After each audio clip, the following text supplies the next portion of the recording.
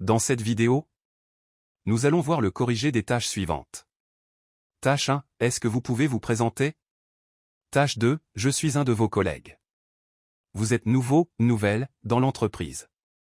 Vous me posez des questions pour obtenir des informations sur l'entreprise, organisation du travail, collègues, restauration, etc. Tâche 3, les jeux vidéo sont bons pour le développement des enfants. Qu'en pensez-vous? On se retrouve juste après cette annonce.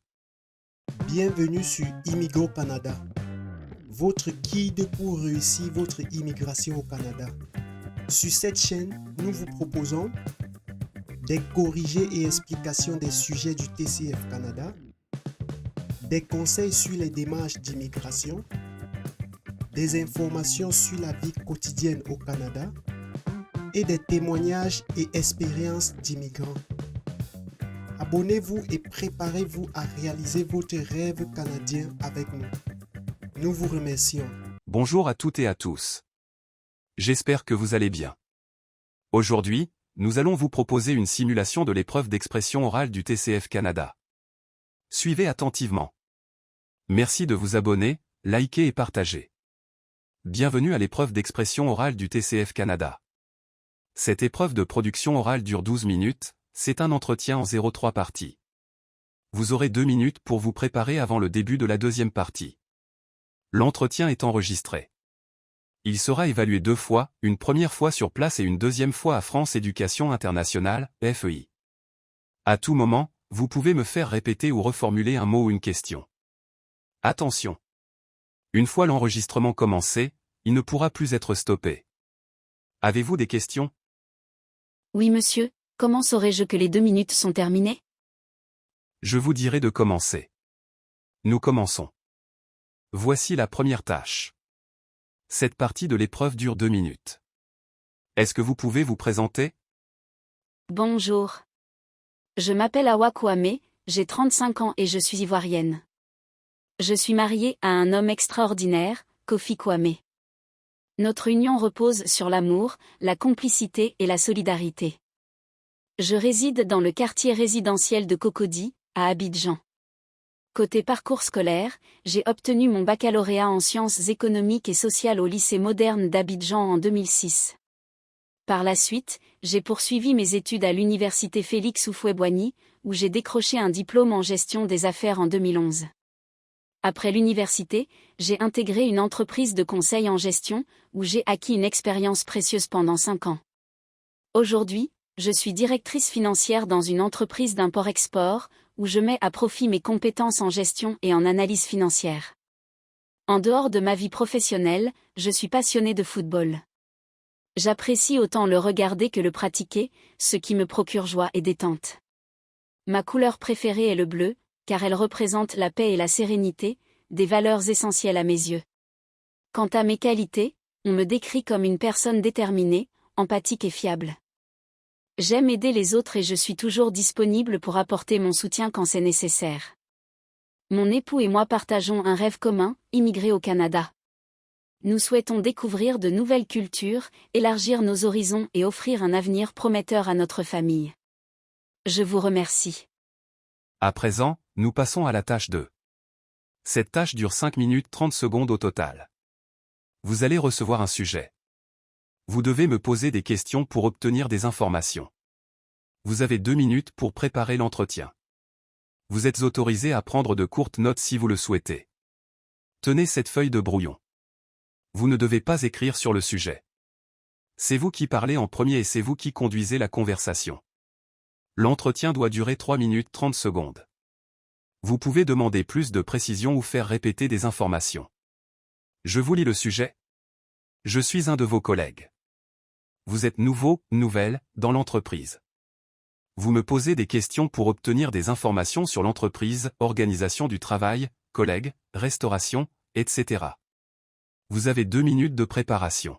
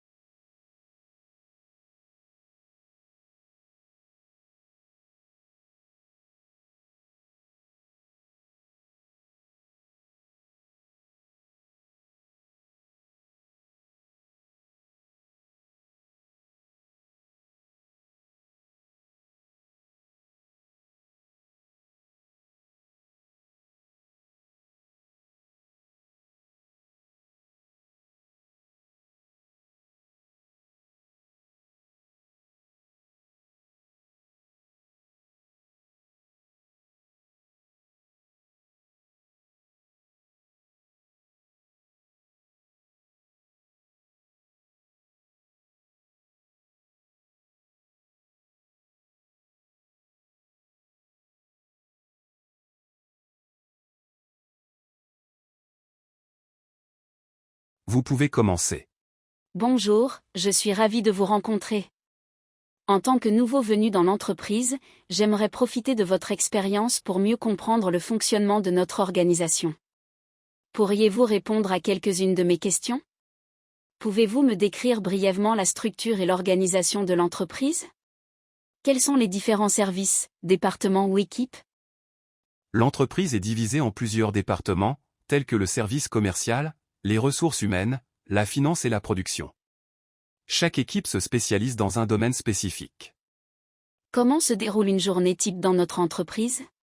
Quels sont les horaires de travail et les pauses habituelles? La journée de travail commence généralement à 9 heures et se termine à 17 heures, avec une pause déjeuner de 1 heure. Quels sont les principaux outils et logiciels que nous utilisons au quotidien pour réaliser nos tâches? Nous utilisons des logiciels de gestion de projets comme Trello, des outils de communication comme Slack, ainsi que des suites bureautiques, Microsoft Office, Google Workspace.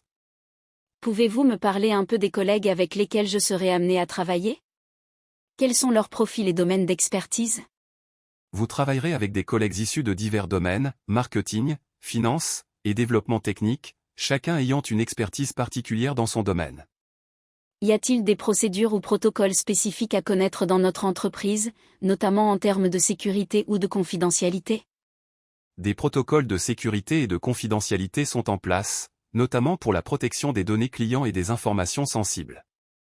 Où se situent les espaces de restauration, de détente ou de réunion dans les locaux?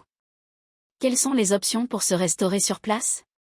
L'entreprise dispose d'une cafétéria et de salles de réunion. Il y a aussi des options de restauration à proximité.